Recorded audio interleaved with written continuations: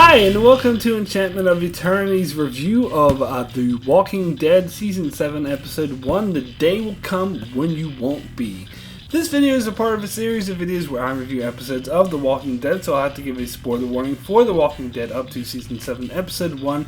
If you haven't seen up to the 7th season premiere, you will not want to watch this video, otherwise some things may be spoiled for you.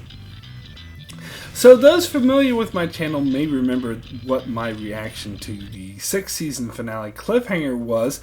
It was less than positive, shall we say. As much like Negan from the comics, it was met with a string of curse words and name-calling aimed squarely at the showrunners and those who wrote that episode. And later I made a more thoughtful and analytical video outlining why this season 6 finale and the cliffhanger was so terrible. And indeed, the season 6 finale was met with a lot of fan outrage, and the creators of the show tried to assure everyone that it was done for a reason, and that it would all become clear once we saw the conclusion, which would completely justify this cliffhanger. So what are my feelings now that I have seen the conclusion to this cliffhanger? Do I feel they were justified in doing this way, and do I feel better about it?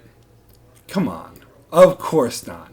Not that I had already made up my mind that no matter what happened that I wouldn't like the cliffhanger. However, this cliffhanger was so awful, so unforgivable, it would have taken a lot, and I mean a lot, like one of the best episodes I've ever seen, in order for me to feel like that cliffhanger was in any way justified, and this conclusion did not even come anywhere close to doing that.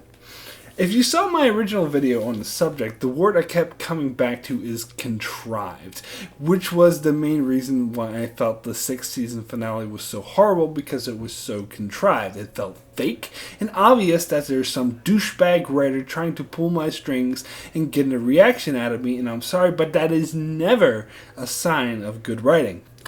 And this premiere, although admittedly not as bad as the finale, but come on, a few things could be that bad, but it still comes off as contrived. One of the main issues I had with the whole ending sequence was the way it was shot, to linger on each potential victim, like the writer of the episode is shouting in my ear, "Oh, I bet you can guess who's gonna die, I bet you can you?"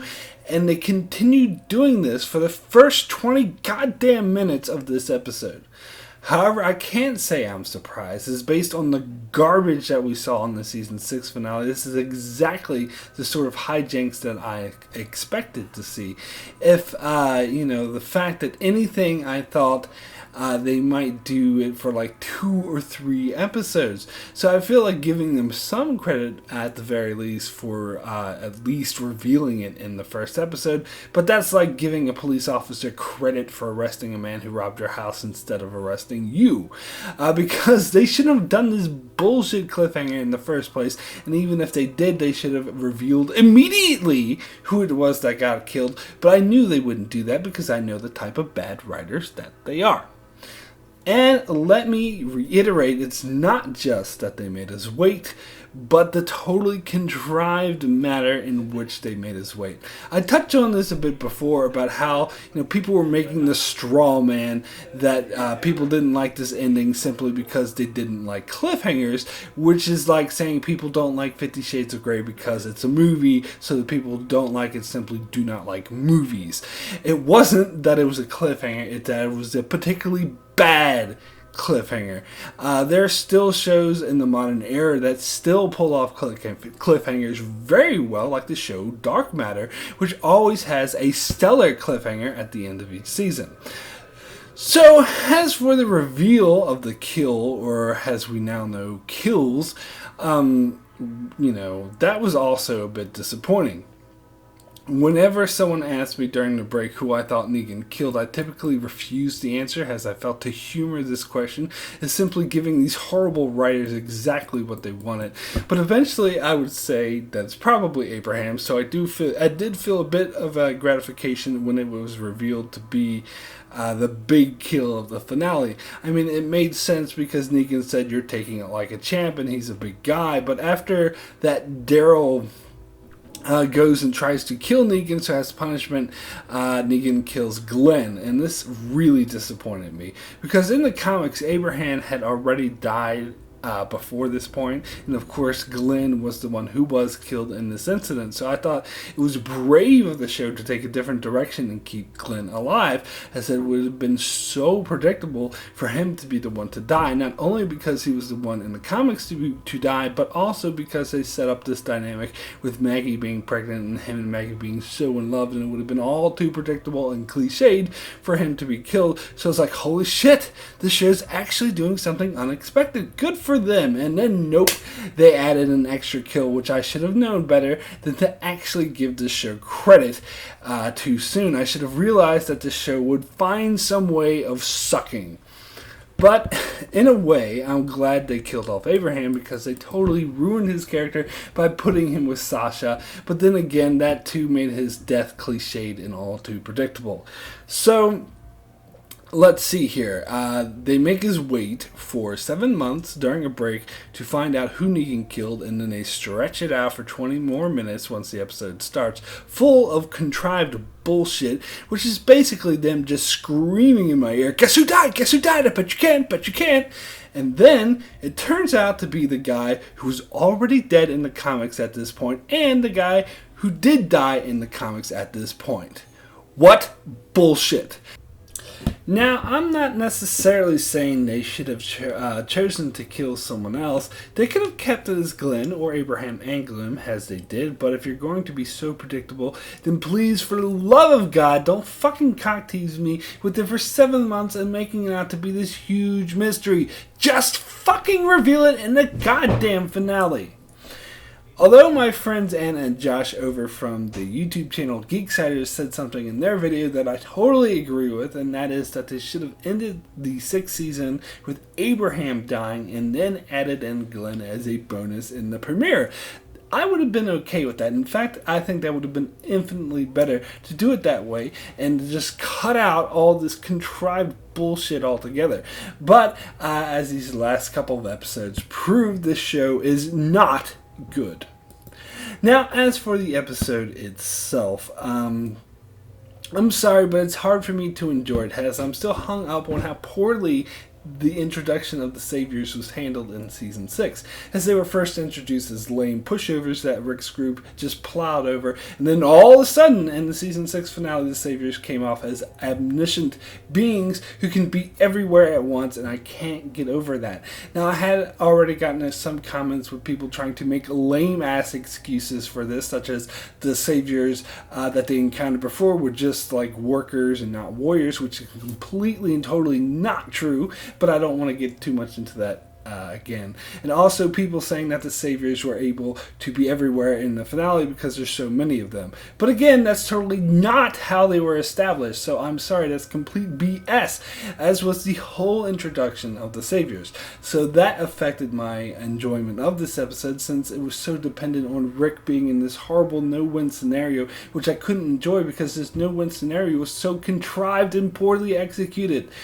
Those who have read the comics tell me this moment in the comics was totally awesome, and I completely believe it, because I could easily see how the storyline, if done correctly, could be awesome. But one thing is made crystal clear, is that the show totally and completely botched this storyline.